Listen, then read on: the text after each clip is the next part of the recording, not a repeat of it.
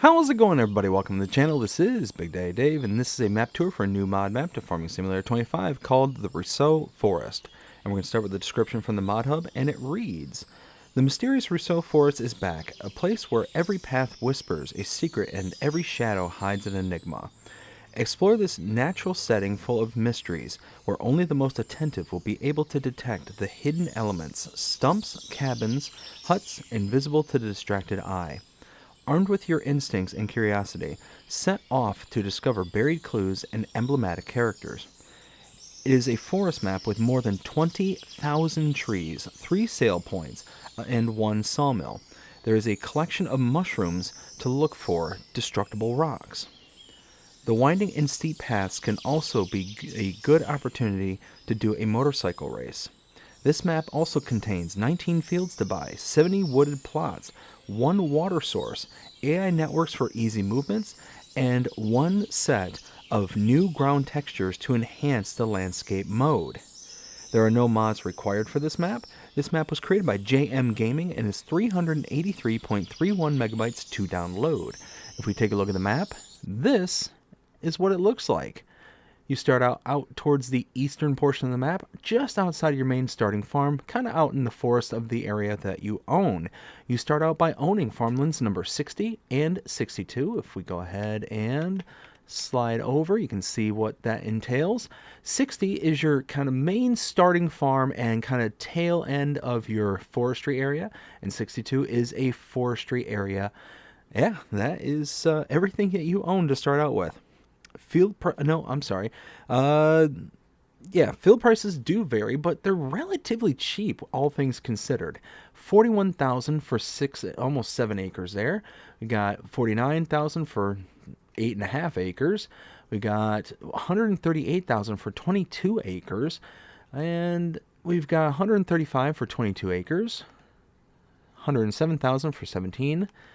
Got 121, and so on and so forth. A lot of the forestry, it's really not bad. Again, like that, 30 acres for $186,000, super cheap. And then if you look at the actual fields, they're not that bad either. Here's a almost 3-acre field for $55,000. We got a almost 10-acre field for $194,000. It's a little bit expensive, but it's a pretty good size field. 5-acre field for $99,000. We got $71,000. We got $76,000. What is this grass field here? $21,000, so that's really cheap. $60,000 there, and then right off the backside we got $49,000. Now we have this area right here, and this is almost like a tree plantation.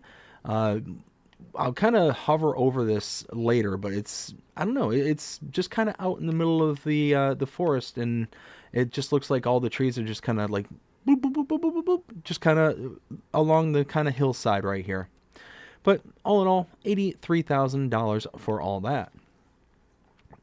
You cannot buy all areas of the map. You can see here the kind of main shop and gas station, animal dealer. We got a couple of sell points here you can't buy. Again, another, this is the production. This is a sawmill. You've got a couple more sell points that you can't buy the areas around those. But everything else is fair game. So it's not a lot of area on this map that you cannot purchase. You do not start with any animals on this map, any animal pens. You do have contracts available. You do not have a production to start out with, but there is the production for the sawmill there. And then collectibles, we do have those. They are the little mushrooms, and there's 71 of them total. Now, to take a look at mods specific to this map, starting out at the buy menu, there is no mods and DLCs tab here, so nothing on this tab. And then under the build menu, we have nothing under buildings, nothing under productions, nothing under animals, nothing under decorations, but under our landscaping, and going over to the right one, under painting, we have quite a few additional painting swatches. Actually, quite a few. So very, very nice there. But nothing under trees or plants. So let's go ahead and start our tour. We kind of start out just outside of the little, I don't know if you want to call this a town per se, but I mean, it's basically 5 buildings and, Yeah, that's about it. Animal dealer is right here. You can come to this location when you have an animal pen placed down on the map. You can either come to this location or use this same icon listed right here in front of me at your pens and pastures directly. If you use this icon directly, you will incur an additional fee. That fee is associated to a delivery fee. The animal dealer is taking it from this location and placing the animal in your pens wherever you have them on the map. Now, if you use this, say for an adult cow, that adult cow will cost you $100 on top of the price for the cow. So this cow, if I were to buy one, was base price of $1,175. Add another $100 on top of that, and that's the delivery fee. And yeah, $1,275 to have that animal delivered to you, full sentence stop. And then multiply that however many you purchase at any given time. Adds up pretty quick. Now, if you want to save that money, bring an animal trailer over to this location here, park inside this square, and then access the animal trigger. It'll load the animals directly into the animal trailer, and it'll save you that $100 per adult cow, or however much it is for the other subsequent breeds of animals. Directly in front of me here, we have the pet supplies sell point. Just around the hedge right here, we have the purchase of fuel right there. And behind it, the gas station. This I'm not quite sure about, but these are both... Wait.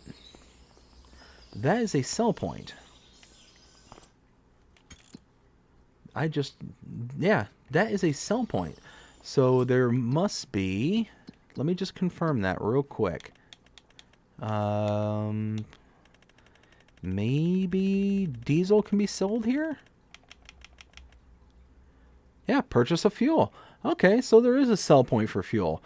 It's half again the much as it is to buy, but if you can produce it or something, yeah, it might be a good place to sell it. So that's the purchase of fuel. That is a sell point. And then we have back here the actual buy point gas station. Over here we have the repair trigger right there. And then over here we have the shop trigger. Now, right across the street is our main starting farm. We'll go ahead and take a look at our starting equipment just real quick. Pretty much all of it's right there in front of us. But we start out with a International Series 200. We also have a John Deere 843L2, a John Deere 8R410, a Komatsu 951. That is a tree harvester. We've got the Ponzi Bison Active Frame. That is a forwarder. Got the TMC Kinsella TFR 250. That is a stump grinder or like ripper. And then we have the Tejfun EGV 65 AHKSG. That is a like a blade with a couple of the winches and stuff attached to it as well. Now, pretty much the only thing at your main starting farm is this house, wardrobe trigger, and sleep trigger. That's it. That's everything here at the starting farm. Got pretty much everything stored here, and we have this little garage for our truck. So now we're going to go ahead and head out of here. Hand this out just a bit so we can see.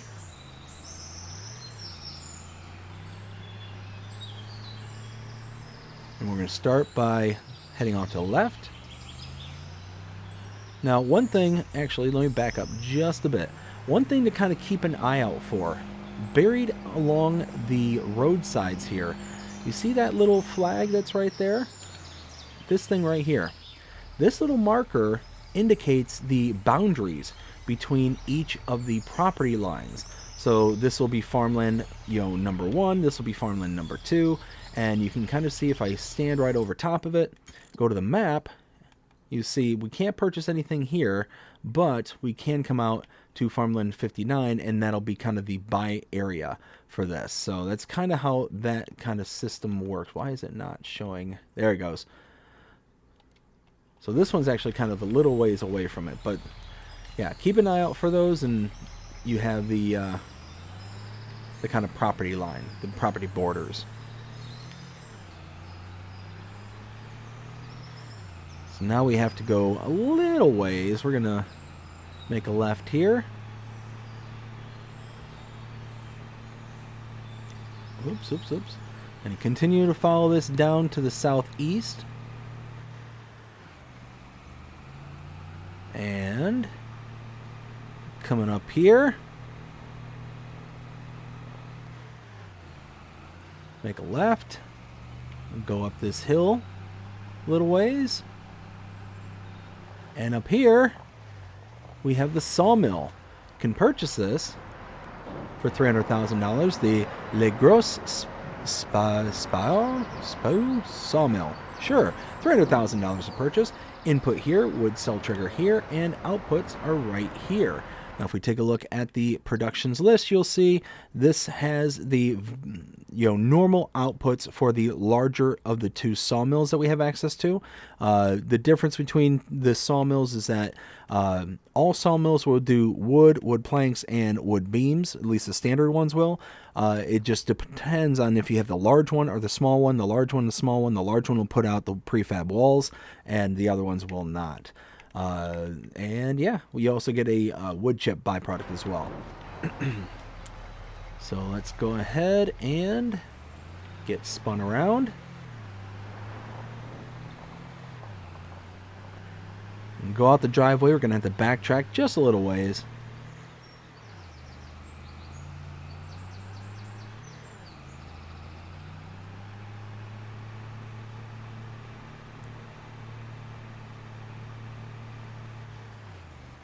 Continue to go north just a little bit longer, and then here we're going to want to make a left, and now we got to follow this all the way out towards the western portion of the map. There is quite a bit of distance in between each of the points of interest, so I am going to hurry up and get there as fast as possible, but it's just one of those that because there's such a distance, there's going to be, points in between. And you can see the roads are certainly not straightforward to where they will, require you to kind of bob and weave around.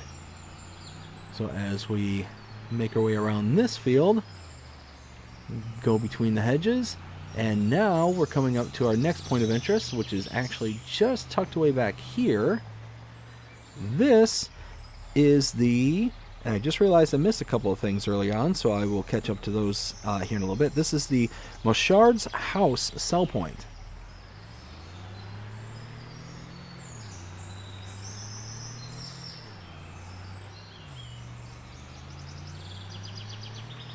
So now we're going to backtrack yet again.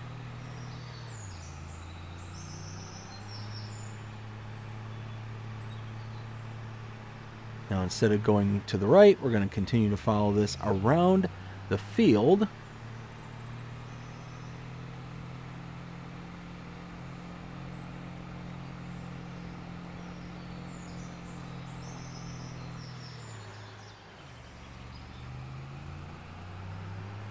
Now we're going to be heading towards the north, towards the western side of the map.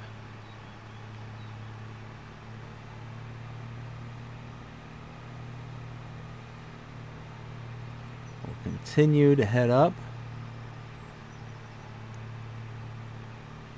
Now at this fork, we're going to make a right.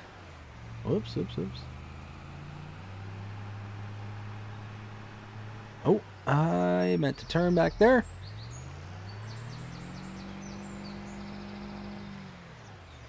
There we go.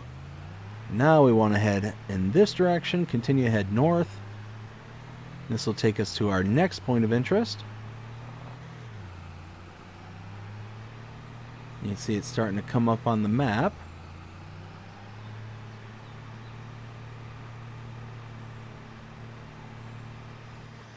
All right. To my left, this is I think it's supposed to be pronounced Robert's farm, but I'm going to say Robert's farm. And now we're going to go all the way around and back to the main starting point by the starting farm there, because I completely breezed over a couple of points of interest over right beside the starting farm. I don't know how I ended up doing that, but we'll be able to take in some of the beauty that is on this map. You can see how we're heading pretty aggressively downhill over on this side of the map. And now we'll continue heading out this direction. Now what's really nice is this will actually take us right past the only water point on this map. You'll see the river starting to come into view right here. And then there's just a little itty bitty pond off to the left there. That is the only water point.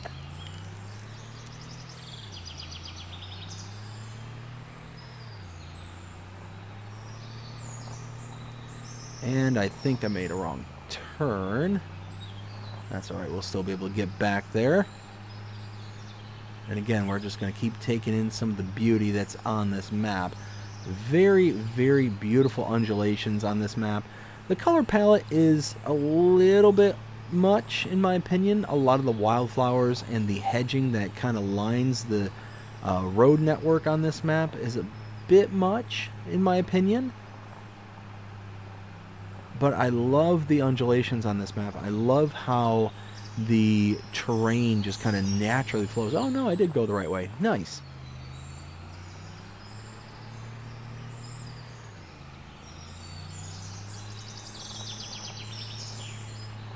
And come up here. And now we are right back where we started. Literally completely blew right past these two. The debris crusher cell point right in front of me, and the Les Rochettes cell point.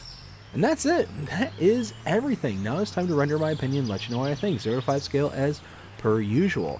Now, this map is mostly a forestry map. Mostly. There's quite a few fields on here. Although very small, there's quite a few on here. You can see the map one more time. And actually kind of show where we've been and what we've seen. So we started roughly about right here. We came down to the animal dealer and then to the pet supplies, across the way to the purchase of fuel, which is the buy point. I'm sorry, the sell point. Then we got the gas station, the buy point. We got the repair trigger and sell trigger. Went to the starting farm. Then we were supposed to go over here, but we got distracted or something. Came all the way down and around to the sawmill down here. Back up. Followed this road out to the west, down to here, the Mouchard's house. Then we continue to follow this up and around over to Robert's house, Robert's farm, I'm sorry. And then we came back up and, up and around over to here, right next to the, let's get right, there we go. Down here, up and around to the water point. We then came round to here and we came back in, saw the debris crusher and then the Les Rochettes sell points. So now that we've seen everything, mostly a forestry map. So what I was going to show here is that, you know, you do have quite a bit of fields. They're not particularly large, but there is quite a few, but majority of this is a forestry map. So I'll kind of take this with a kind of mixed result, kind of the, you know, partial weighted curve that I tend to give maps. So on a forestry map, I give it kind of a much heavier weight. This one, I'll give it a slightly less heavy weight when it comes to, you know, forestry versus, you know, a farm land map and all that. So all that said and done, I would give this map 4 out of 5. I think this is a very lovely map. The undulations are amazing. I absolutely love the kind of terrain and everywhere that you're looking. Even though there's forestry everywhere, there's tons and tons and tons of trees all around this map, you're still able to experience the nice flowing hills, you know, the kind of gentle, even to some extent more extreme terrains in some portions of this map. It's actually very very nice, that part of it. But then we get onto the color palette. For the most part, it's really nice with the exception of the road network. Being on the road network, in my opinion, I don't like being on the road network because there's so many bright pink and red flowers. It really, really stands out. And it just kind of makes it that cartoonish feel that I kind of mention sometimes. Whenever there's so many flowers or so much kind of color, it's almost like you walked into a Disney cartoon. And being on the road network, it's like that. You get that kind of general feeling of just not not real almost. It's quite jarring on the roads. Other than that, where you're going to spend the majority of your time on this map is not on the roads. So you're going to be spending time, going back and forth to places, but you're going to be setting up shop for the most part, and you're going to be cutting and, taking care of all the forest, all the trees. This is definitely going to be the majority of forestry work. And that's what you're going to be working on the majority of the time. So all that kind of being said, it's okay that you've got the kind of the color as long as it's limited roads like it is. So that's, kind of where the kind of largest docking, in my opinion, of points comes from, is that kind of color palette. But outside of that, this is a very nice map. I really do like this map. And like I said, you kind of look around and you see just so many different things around here. You've got so many nice little terrains and undulations, the stumps, the trees, whatnot. And there's even kind of these deco trees. And look how aggressive some of these hills are. Like, this is really kind of up there. Now, over here, I wanted to come over in this area to show off that kind of plantation I was talking about. So right over here is the actual field that I'm next to, and even the fields are, pretty aggressive on the hills. Like, you're gonna have some work to do on some of these. But look at that. Look at the hill that these trees are on. This is nice. I like this. So if you let these grow over the years, if these are like actual growing trees, which I don't know if the trees that are planted in game actually grow, or the only ones that grow are the ones that you plant. I'm not sure about that. But you can come in here and rip all these out. I mean, you get a huge kind of, difference here. The itty bitties, the mediums, the little bit biggers, going all the way up to the, really old trees. And they just look like they've been planted after kind of a clear cut. So maybe a plantation isn't the right way. It's been that this section of the hillside's been worked, and this is kind of the replanting effort. And these were the first ones to be cut, all the way out to the earliest ones that were cut, or the latest ones that were cut. But I mean, you can see just the hillside and the kind of terrain that's available over on this side of the map. It's huge, a huge drop and a huge difference from different portions of this map. It's really, really nice, and you've got so much stuff going on. Yeah, I like it. I really do like it. 4 out of 5. I think it's a very solid map. Let's go ahead and just drive up here. Yeah, you can just see all the trees, this kind of stone. Actually, just out of curiosity,